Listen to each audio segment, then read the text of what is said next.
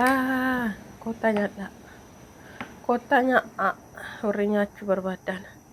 Akkam jirtu nagaa keessanii ani nagaatu fayyaa ta'utti rabbi galannaa gahu bakka isin jirtan maratti nageenya rabbii isin baay'atu isin jedha.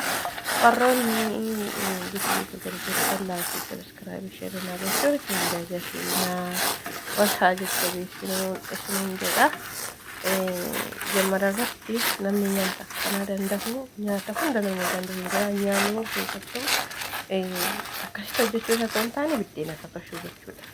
Gatii baay'ee qaba warroonni kana beektanillee mul'ifadhaa amma dadhabbii keessanii argattu siniin jedha.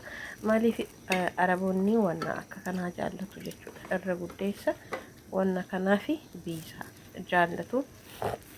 Kanaatiif iyyuu hojii keessa mul'ifadhaa gatii keessan ni argattu siniin jechuun barbaada. Anamma yeroo kana hojjedhutti dhugaa dubbachuuf baay'ee na jaallatus baay'ee na kabajus birraan gaafa kana argadhullee adda'a jechuudha. Maaliif ganaan bukoosaa bukeessaa innumtu baay'ee nama fudhataa chiqee nan toshaa chiqee toosan hojjedhaa sani booda ani dadhabbii meeqa keessa darbee isaan jala gahaa jechuudha. Kanaatiifuu hojiin ofii namaa boonsa hojiin ofii kabaja namaa kenna maallaqa gaariillee nama argachisiisa. Kanaatiifuu mohaa qabdanitti fayyadama akka kanaatti hojjedha ifa baafadhaa siniin jedha. Fakkeenyaaf tokkoon isheetti iddoo ani jirutti birrii 5 jechuudha. Habba tokko abbaan tokko yookiis immoo fireen tokko jechuudha birrii 5 mee firee dhibbarratti immoo dhibba dabalaa hagam akka dhabu garuu taatee tokko tonguutiin 200 sadii gochuun ni danda'ama jechuudha. Maaliif hojichi hojii salphaadha abbaa yoo itti fayyadamu jechuudha. Amma kana asirratti innaa toshaa qobaat innaa namni tosha keessatan birrii dirhama Dubaayii 500 kaafaluu jechuudha. Kanaatiifuu mohaa keessanitti fayyadama amma dadhabbii keessan hin argattu siniin jedha. Sudah punya waan argannuudhaaf laayikii sabiskiraaybii sheerii gochuu hin dagatina.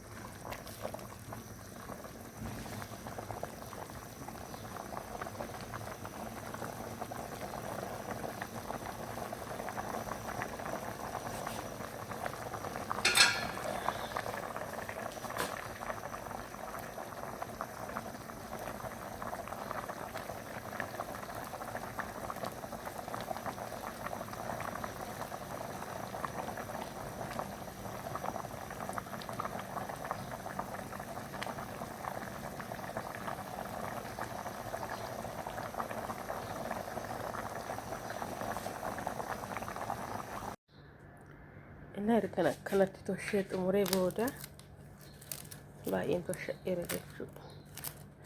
Asirratti immoo kun akkanattan kukkuta. Akkanatti kukkutee ittoon hojjedheeru irra keessa firfirsaa jechuudha. Akka biyya kanaatti firiid jedhama. Biyya keenyatti immoo maal jedhama? Biyya keenyatti hin beeku waan inni jedhamu irraanfadheera. Akkasitti hojjenna garra nyaata guyyaa har'aati kun. Keessumaa iidaa warra dhufan nyaatan jechuudha. Akkanattan dalagaa jira jechuudha akkanatti.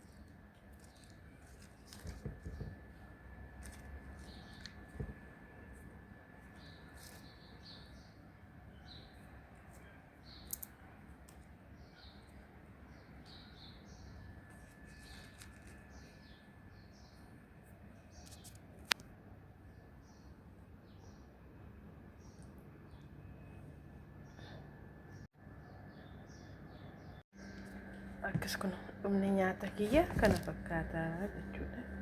Akkanatti dalageen ka'e. Kana gaayigar kun hundi isaa hin jiru. Kottaa nyaadhaa warri feetan.